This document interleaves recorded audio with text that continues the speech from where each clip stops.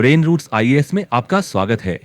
आज हम पढ़ेंगे प्रोविंशियल आर्किटेक्चर के बारे में और स्पेसिफिकली फोकस करेंगे दो बहुत ही इंपॉर्टेंट स्कूल्स पर, the Bengal and Malwa schools.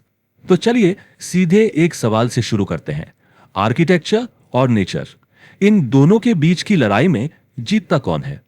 क्या आर्किटेक्चर हमेशा नेचर को बस जीतने की, उस पर हावी होने की कोशिश है, या फिर उसके साथ एक बैलेंस, एक हार्मनी बनाने का एक जरिया है? आज का पूरा डिस्कशन, पूरा एनालिसिस इसी एक सवाल के इर्द गिर्द घूमेगा, जहां हम दो बिल्कुल अलग अलग रीजन्स के आर्किटेक्चर को देखेंगे और समझेंगे कि कैसे उन्होंने अपनी यूनिक एनवायरमेंटल चैलेंजेस का जवाब दिया। तो हमारा पहला बैटल ग्राउंड है बंगाल का रीजन। यहां सबसे बड़ा दुश्मन, सबसे बड़ा चैलेंज क्या था? वो था द रिलेंटलेस मॉनसून, हमेशा होने वाली भयंकर बारिश। आइए देखते हैं कि यहां के बिल्डर्स ने इस चैलेंज को फेस कैसे किया। देखिए, बंगाल आर्किटेक्चर को समझने के लिए सबसे पहली, सबसे फंडामेंटल चीज जो आपको समझनी है वो है मटेरियल। दिल्ली सल्तनत के बिल्डर्स के पास पत्थर की कोई कमी नहीं थी, लेकिन बंगाल में स्टोन एक लग्जरी था, आसानी से मिलता ही नहीं था। तो उनके पास सबसे ज्यादा क्या था?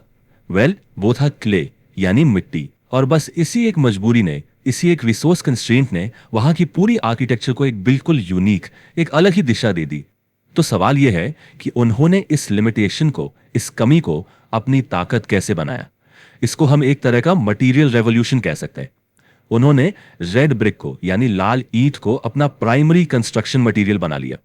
अब देखिए, ईंटों पर पत्थर जैसी डिटेल्ड कार्विंग तो हो नहीं सकती, राइट? तो उन्होंने एक नई आर्ट फॉर्म को ही जन्म दे दिया, टेराकोटा रिलीफ आर्ट। ये क्या होता है?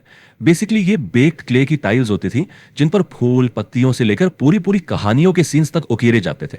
और हां, जहां स्ट्रक्चरल स्ट्रेंथ की जरूरत थी, जैसे पिलर्स में या मेहराब्स में, वहां उन्होंने राजमहल की पहाड़ियों से लाया गया ब्लैक बसाल्ट यूज किया। और इस इनोवेशन की गोद से निकला बंगाल का सबसे बड़ा आर्किटेक्चरल कंट्रीब्यूशन, जिसे हम कहते हैं द बंगला रूफ। ये एक बहुत ही खास कर्व्ड रूफ है, जिसके ईव्स यानी छत के किनारे नीचे की तरफ झुके हुए होते हैं। और इसका डिजाइन सीधे सीधे वहां की लोकल बैम्बू हट से इंस्पायर्ड था। क्यों? क्योंकि उन हट्स का एक ही मकसद था, भयंकर मॉनसून की बारिश के पानी को तेजी से नीचे गिराना, ताकि छत पर पानी इकट्ठा ना हो और वो सड़े ना। अब इस छत की जर्नी देखिए, यही तो इंटरेस्टिंग है। सोच के देखिए, एक सिंपल सा गांव का वर्नाक्युलर सॉल्यूशन जो लोकल जरूरत से पैदा हुआ, उसे सुल्तानत के बिल्डर्स ने ब्रिक और मोटर का इस्तेमाल करके एक परमानेंट फीचर बना दिया। और फिर सदियों बाद मुगल्स को यह स्टाइल इतना ज्यादा पसंद आया कि उन्होंने इसे अपनी इंपीरियल बिल्डिंग्स, जैसे दिल्ली का रेड फोर्ट या लाहौर का नौलहा पवेलियन, उसमें भी अडॉप्ट कर लिया। एक गांव की झोपड़ी से लेकर शाही महल तक का सफर। इस स्टाइल को और बेहतर समझने के लिए आइए इसका सबसे ग्रैंड, सबसे बेहतरीन एग्जाम्पल देखते हैं, दी आदिना मॉस्क। ये बारिश को मात देने वाली आर्किटेक्चर का, you can say, the ultimate expression है। 1374 एडी में बनी ये मस्जिद अपने टाइम की इंडियन सबकॉन्टिनेंट की सबसे बड़ी मस्जिद थी, लेकिन इसमें नॉर्थ इंडिया की तरह ऊंची ऊंची मीनारें नहीं है। उसके बजाय ये 260 पिलर्स का एक बहुत बड़ा, एक विशाल रेक्टेंगुलर फॉरेस्ट है। इसका जो हाइपोस्टाइल हॉल है वो डेमास्कस की उमायाद मॉस्क से इंस्पायर्ड था। इसका डिजाइन चीख चीख कर कहता है कि मैं सुंदरता के लिए नहीं, मैं परमानेंस और स्ट्रेंथ के लिए बनी हूं। मस्जिद के अंदर एक और बहुत ही यूनिक फीचर है, द बादशाह का तख्त। यह सुल्तान के लिए एक ऊंचा प्लेटफॉर्म था, एक रेज्ड प्लेटफॉर्म जो छोटे छोटे लेकिन बहुत मजबूत बसाल्ट पिलर्स पर टिका हुआ था। यही तो बंगाल स्टाइल की पहचान है।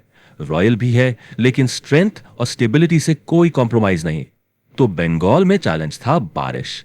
अब हम अपनी स्टोरी को आगे बढ़ाते हैं और चलते हैं अपने दूसरे केस स्टडी पर, मालवा यानी मांडू का पठार।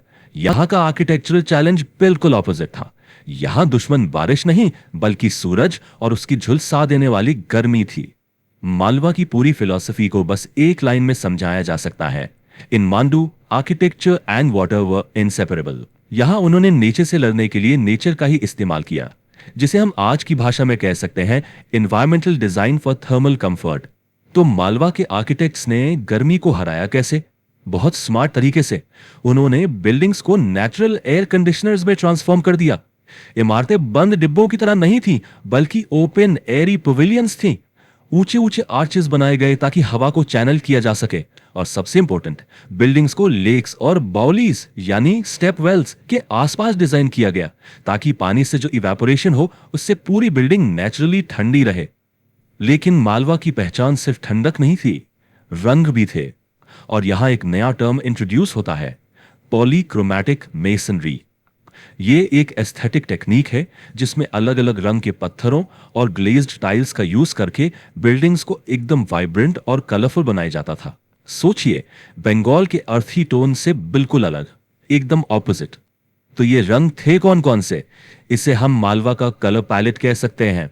Red sandstone, yellow sandstone, white marble, और इन सब के बीच में आसमान की तरह चमकती टर्कोइज ब्लू ग्लेज टाइल्स। इन्हीं रंगों ने मांडू को उसका नाम दिया, द सिटी ऑफ जॉय। चलिए अब मालवा के दो सबसे आलीशान और यूनिक स्ट्रक्चर्स को देखते हैं, the Hindola Mahal and the जहाज महल। 77 डिग्री, 77 डिग्रीज। अब एक मिनट सोचिए, एक महल का 77 डिग्री के एंगल से क्या कनेक्शन हो सकता है? What could it possibly mean? इसका जवाब है हिंडोला महल यानी द स्विंगिंग पैलेस। इस पैलेस की जो दीवारें हैं वो 77 डिग्री के एंगल पर अंदर की तरफ झुकी हुई हैं। इस टेक्निक को बैटर कहते हैं। इससे एक ऐसा इल्यूजन पैदा होता है मानो ये पूरी बिल्डिंग झूल रही हो। इसका टी शेप्ड प्लान भी उस दौर के टिपिकल स्क्वायर प्लान से बिल्कुल हटकर था। और अब आते हैं मालवा की दूसरी इंजीनियरिंग मार्वल पर, द जहाज महल। ये 120 मीटर लंबी एक पतली सी बिल्डिंग है जिसे दो आर्टिफिशियल लेक्स कपूर और मुंज के ठीक बीच में बनाया गया है। और इसकी इंजीनियरिंग इतनी कमाल की है कि दूर से देखने पर ऐसा लगता है मानो पानी पर एक बड़ा सा जहाज तैर रहा हो। इसलिए नाम बड़ा जहाज महल। ये महल बेसिकली एक रॉयल रिजॉर्ट था, स्पेशली डिजाइन किया गया था रॉयल हैरम के लिए। इसकी छत पर आपको ओपन एयर पवेलियंस मिलेंगे, छोटे छोटे स्विमिंग पूल्स मिलेंगे। यहां से व्यूज भी शानदार थे, ठंडी हवा भी आती थी और प्राइवेसी भी मेंटेन रहती थी। मतलब लेजर और इंजीनियरिंग का एक परफेक्ट कॉम्बिनेशन। ठीक है, तो हमने दोनों स्कूल्स को अलग अलग डिटेल में समझ लिया। अब टाइम है इन दोनों को आमने सामने रखने का, एक फाइनल शोडाउन, एक क्विक रिवीजन, ताकि सारे कॉन्सेप्ट्स बिल्कुल क्रिस्टल क्लियर हो जाएं। ये टेबल बेसिकली पूरी स्टोरी को समराइज कर देगा। चलिए रो बाय रो देखते हैं। पहला, मटेरियल। बंगाल में ब्रिक, टेराकोटा, बेसॉल्ट। मालवा में सैंडस्टोन, मार्बल और चमकती हुई tiles. Next, roof style. Bengal में function driven curved Bangla roof. Malwa में बड़े बड़े डोम्स और ओपन पेविलियंस। फिर वेंटिलेशन। बंगाल की बिल्डिंग्स हैवी और क्लोज्ड थीं, बारिश को बाहर रखने के लिए, जबकि मालवा की बिल्डिंग्स ओपन और वेंटिलेटेड थीं, हवा को अंदर लाने के लिए। Unique asset. बंगाल की शान थी उसकी टेराकोटा कार्विंग्स, तो मालवा का ट्रम्प कार्ड था उसके बाउलीज और वाटर कूलिंग सिस्टम्स। और आखिर में वाइब। बंगाल का फील है लोकल, अर्थी, स्टर्डी, जबकि मालवा का फील है एकदम रॉयल, कलरफुल, ऑलमोस्ट एक रिजॉर्ट जैसा। तो इस पूरे एनालिसिस से द बिग आइडिया, जो सबसे बड़ा टेक अवे है, वो क्या है? वो ये है कि आर्किटेक्चर सिर्फ ईंट और पत्थर से इमारतें बनाना नहीं है, इट्स ए डायलॉग। ये इंसान के एम्बिशन और इसके एनवायरनमेंट के बीच की एक लगातार चलने वाली बातचीत है। बंगाल और मालवा दोनों स्कूल्स हमें यही सिखाते हैं। और ये डिस्कशन हमें एक बहुत जरूरी सवाल पर लाकर छोड़ता है।